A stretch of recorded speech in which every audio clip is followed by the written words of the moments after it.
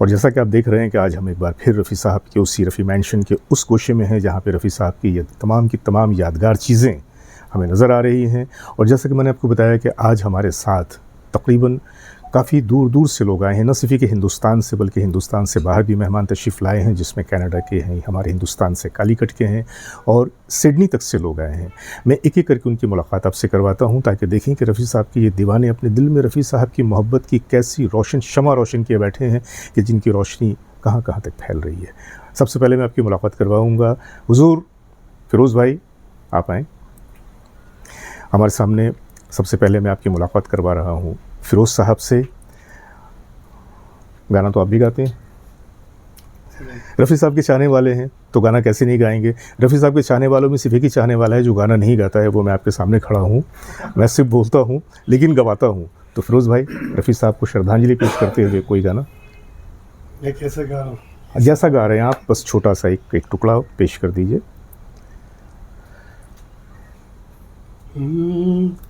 चांद का ढूंढे बादल सूरज, चांद का ढूंढ सवेरा। क्या बात। मैं भी ढूंढो उस प्रीतम को, हो न सका जो मेरा। क्या बात। भगवान भला हो तेरा। Thank you sir. कहते हैं कि कौन कह रहा है ये मत देखिए, क्या कह रहा है ये देखिए। अब देखिए कि फ़िरोज़ साहब हिंदी सही ढंग से नहीं जानते, लेकिन रफ़ी साहब की मोहब्बत में ये हिंदी में गाने गाते हैं, और गाना भी कौन सा, सिरमौर गाना, दुनिया के रखवाले। तो ये उनका छोटा सा नजराना था, जैसा भी था। मुझे उम्मीद है कि आप लोग इसे कबूल करेंगे। और अब मैं अपने दूसरे मेहमान को आपके सामने लाऊंगा। भाई, आप तशरीफ़ लाइए। ये जो मेरी मुलाकात कोशिश है मेरी कि मैं आप लोगों को बताऊं कि रफ़ी साहब के नाम से कहाँ के लोग कैसे कैसे जुड़े हुए हैं और अपनी मोहब्बतों में कितने सरशार हैं। नाम बताएं अपना। मेरा नाम राम है। राम है। और मैं केरल के पालक्काड के ज़िले के गांव में रहता हूं और रफ़ी साहब के पुजारी हैं। और आगे और मुझसे और कुछ क्या। ऐसा है कि ऐसे लोगों के लिए, ऐसे प्रस्तारों के लिए सबसे बड़ा जो इंट्रोडक्शन है वो ये है कि मैं रफ़ी साहब का पुजारी हूँ, मैं रफ़ी साहब का फ़ैन हूँ। तो राम जी, गाना तो आप भी गाते हैं, तो 2 लाइन ज़रा रफ़ी साहब की याद में। ला रा रा ला, ला रा रा रा ला, ला रा रा ला, रा रा रा ला रा। पुकारता चला हूँ मैं गली गली बाहर की, बस एक छाँव जुल्फ की। क्या बात। बस एक निगाह प्यार की। क्या बात। पुकारता चला हूँ मैं। क्या बात। गली गली बाहर की। क्या बात। बस एक छाँव जुल्फ की जी। बस एक निगाह प्यार की। वाह। पुकारता। तो ये थे हमारे राम जी, और कहानी यहीं पर ख़त्म नहीं होती है। मैं अगले पेज की तरफ बढ़ता हूँ और मैं आपके सामने एक और नौजवान सिंगर को, देखिए रफ़ी साहब की जो ज़िंदगी रही उसमें मैं समझता हूँ कि he was a trend setter of playback singing. Playback singing की जब शुरुआत हुई तो रफ़ी साहब ने प्लेबैक सिंगिंग को एक ऐसा रंग दिया, एक ऐसा मोड़ दिया कि बाद के जितने भी आए और अब तक उसी पाथ पे, उसी रास्ते पे चलते हुए नज़र आते हैं। कहते हैं कि इंडस्ट्री में जो भी शख्स एक्टिंग के लिए आता है, हीरो बनने के लिए आता है, अदाकार बनने के लिए आता है, उसकी ज़िंदगी से दिलीप साहब को हटाया नहीं जा सकता। अपने ज़िंदगी के किसी न किसी फ्रेम में उन्होंने दिलीप साहब को उनसे इंस्पायर हुए हैं। वैसे ही मैं समझता हूँ कि सिंगिंग में जब गायकी की बात आती है, संगीत की बात आती है, तो शायद ही कोई ऐसा शख्स होगा जो रफ़ी साहब से परे जाके कोई बात कर सकता है। और जैसे कि आप जानते हैं कि ख़ुद रफ़ी साहब के उस दौर के जो गायक थे, मन्ना डे हों, मुकेश जी हों, किशोर जी हों, ये तमाम लोग रफ़ी साहब के फ़ैन थे। बज़ाते ख़ुद वो इतने बड़े कलाकार थे, लेकिन रफ़ी साहब की अज़मत की बात ही अलग थी। उनकी जो एक लोगों के दिलों में जो एक मोहब्बत थी, जो उनकी जो एक चाहत थी, उसका मुकाबला करना बड़ा मुश्किल है। और न सिर्फ ये कि उस दौर के, बल्कि उसके बाद के दौर के जो लोग आए वो भी रफ़ी साहब की मोहब्बत में सरशार रहे, उनके गीत गाते रहे। उतना ही नहीं, अब इस दौर के जो नौजवान हैं जिनकी उम्रें बहुत कम है।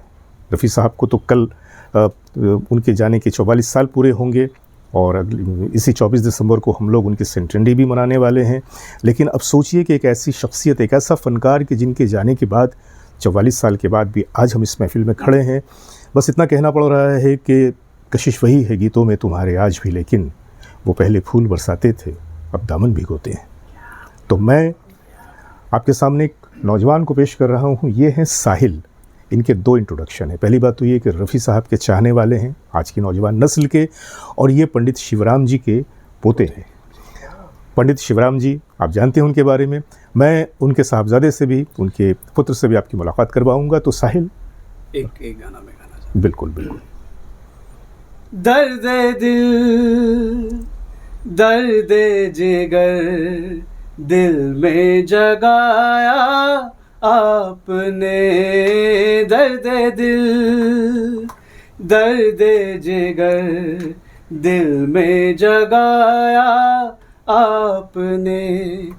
पहले तो मैं शायर था, पहले तो मैं शायर था, आशिक बनाया आपने।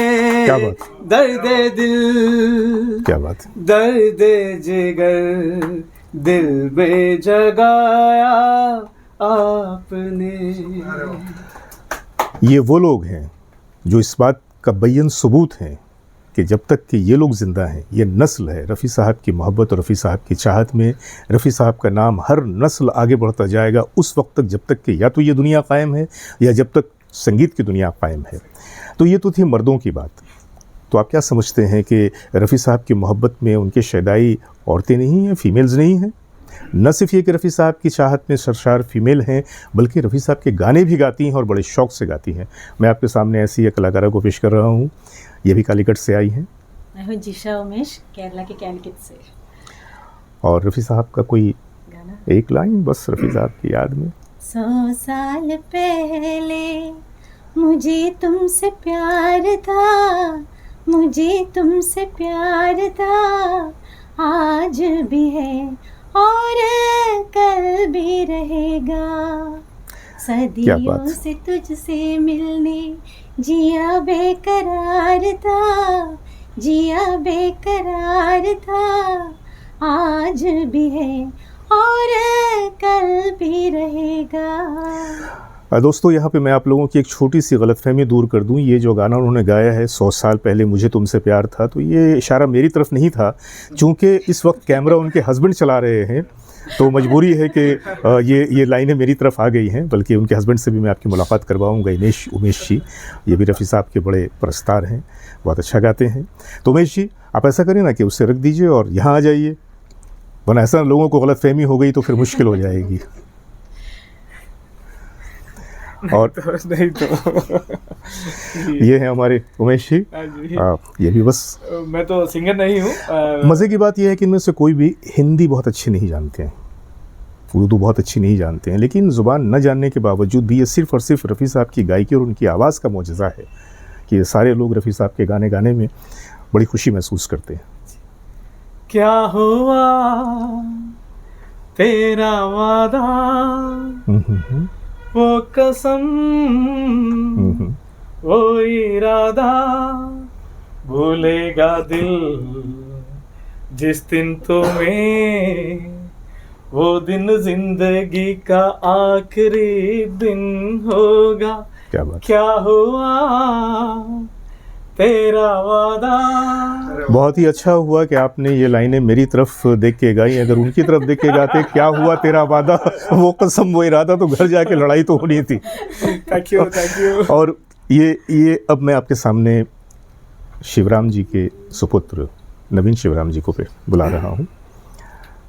बहुत अच्छे म्यूजिशियन, बहुत अच्छे कंपोज़र, और इससे बेहतर ये होगा कि मैं इनके बारे में कहूँ, बेहतर होगा कि आप खुद अपने बारे में बताएं। मैं पंडित शिवराम जी का लड़का हूँ और मेरे बड़े ब्रदर जुगल किशोर तिलक राज, जिन्होंने भीगी पलके में म्यूज़िक दिया, तो हमारे डैडी ने तो उनको बहुत से गाने गवाए, लेकिन हमारे भाई साहब ने जो गाना गवाया उसका अरेंजमेंट मैंने किया था। क्या बात। और महबूब स्टूडियो में उनको कंडक्ट करने का भी मौका मिला। I was 19 years old that time. क्या बात है। और लता जी और रफ़ी साहब हमारे सामने खड़े थे महबूब स्टूडियो में।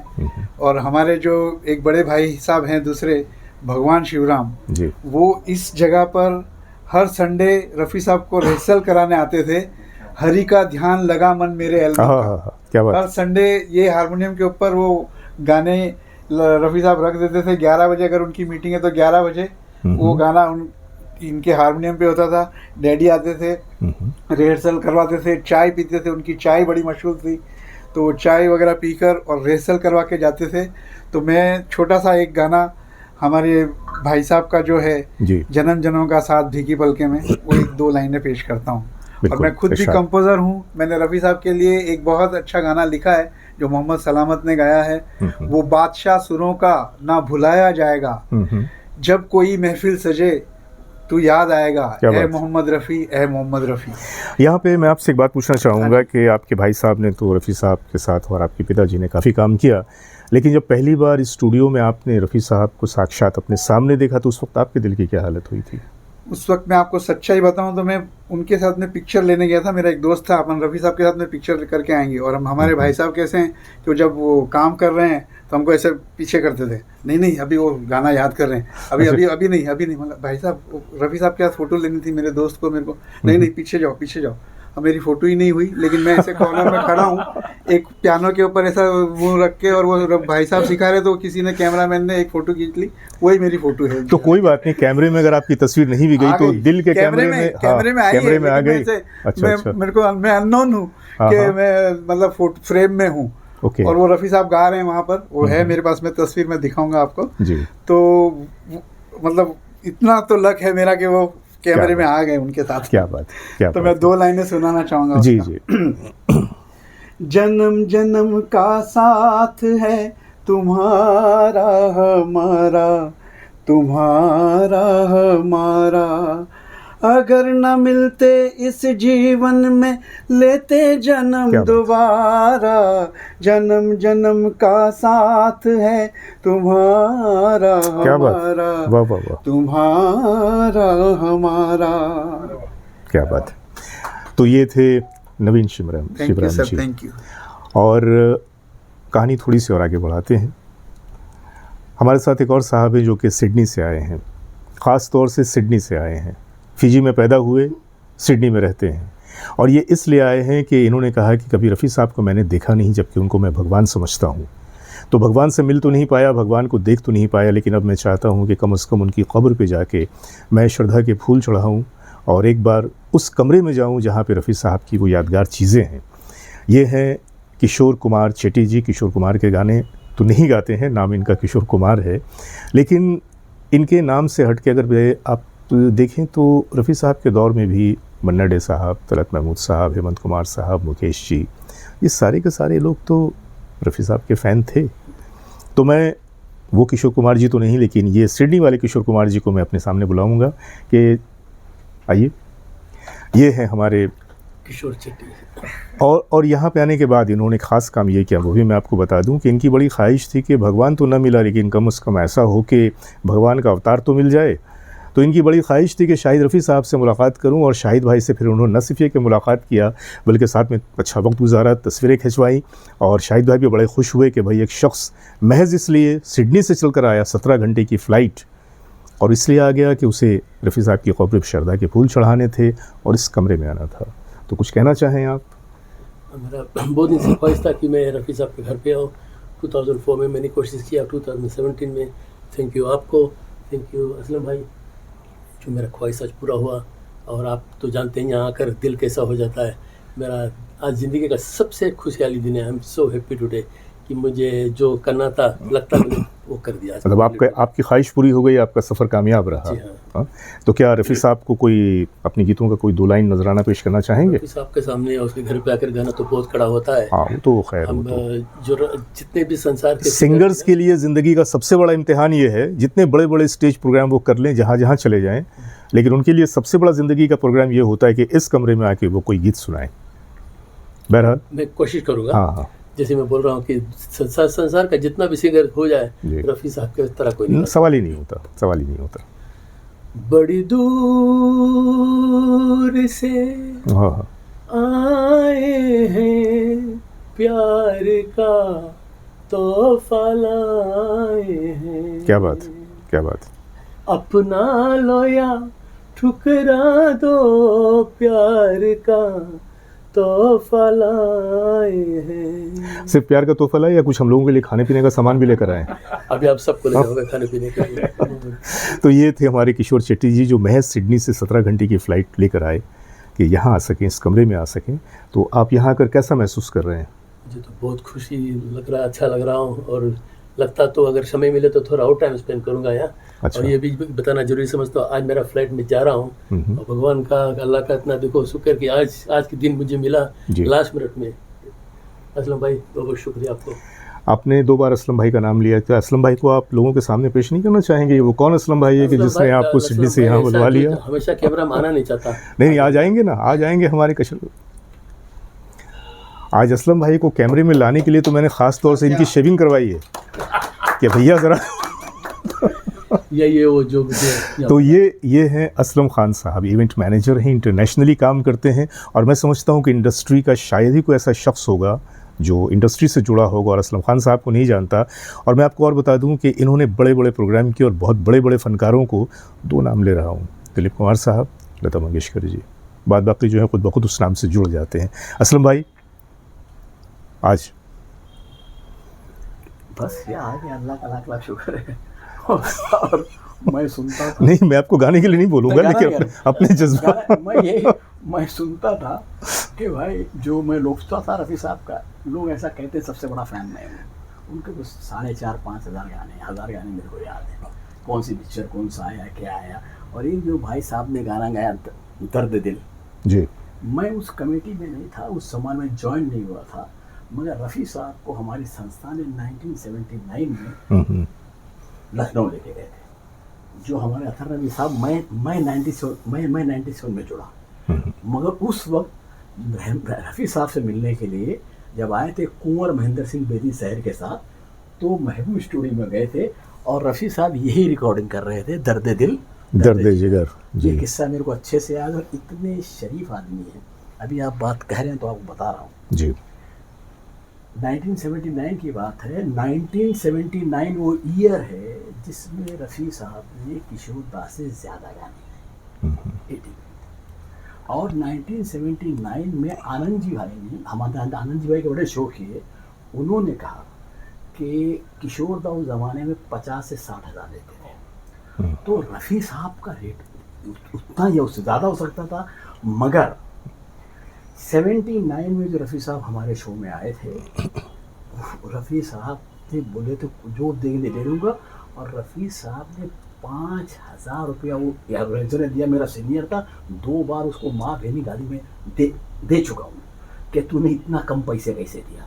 और रफ़ी साहब ने 5,000 रुपये दिया और कुछ नहीं बोला, वो आ गए।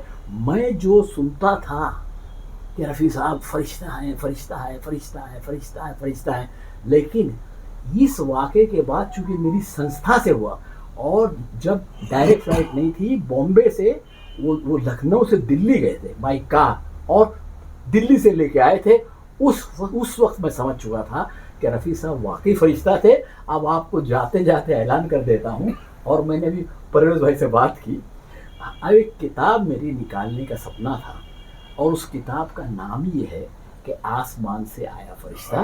और दिसंबर 24 वो 23 तारीख को हमारा एक सम्मान होता है, जब चीफ मिनिस्टर आते हैं या अभी मुख्य के अंदर आएगा, उसमें शाहिद भाई को बुलाया जा रहा है, उनको सम्मान दिया जा रहा है, और एक नाइट की जाए रफ़ी साहब की। और परवेज़ भाई को स्पेशली लेके जाऊंगा, क्योंकि परवेज़ भाई के बारे में मैंने सुना हूँ कि रफ़ी साहब के रूह जो सबसे ज़्यादा उस खानदान में किसी में है, वो परवेज़ भाई में है। तो ये जो मुझे 2-4 लोगों ने बताया, और तो आज परवेज़ भाई से मिल लिया। और आप लोग दुआ कीजिए कि आसमान से आया फरिश्ता जो है वो बुक फॉर्म में आ जाए। बस मैं इतना कहना चाहता हूँ। आज मैं क्लियर बता देता हूँ, इस मस्जिद में बहुत नमाज पढ़ता हूँ, लेकिन आज मैं पहली बार इस कमरे में आया हूँ जी। तो ये तो हमारे असलम खान भाई रहे, लेकिन इन्होंने कहा मोहम्मद रफ़ी साहब क्या थे, फरिश्ता फरिश्ता फरिश्ता फरिश्ता।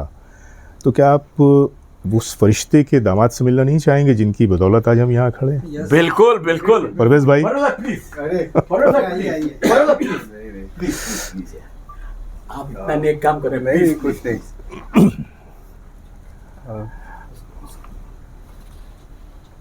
नसीम भाई, आपका खैर मकदम स्वागत, खुशामदीद।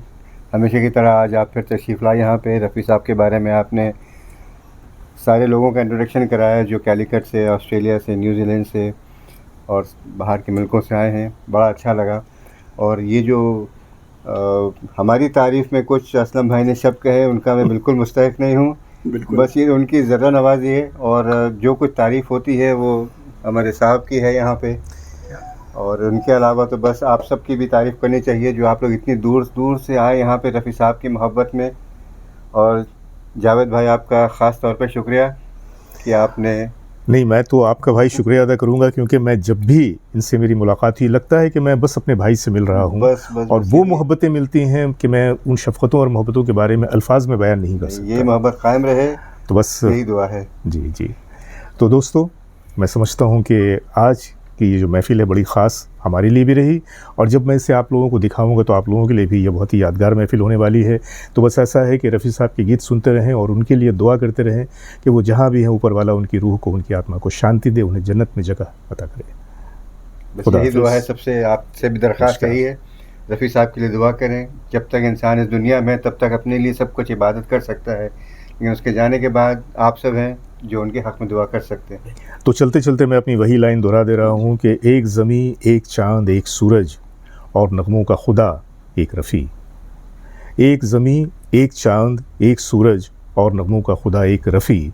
तुझसे पहले न तेरे बाद कोई, गर कोई है तो फ़क़त एक रफ़ी। गर कोई है तो फ़क़त एक रफ़ी। नमस्कार, खुदा हाफ़िज़।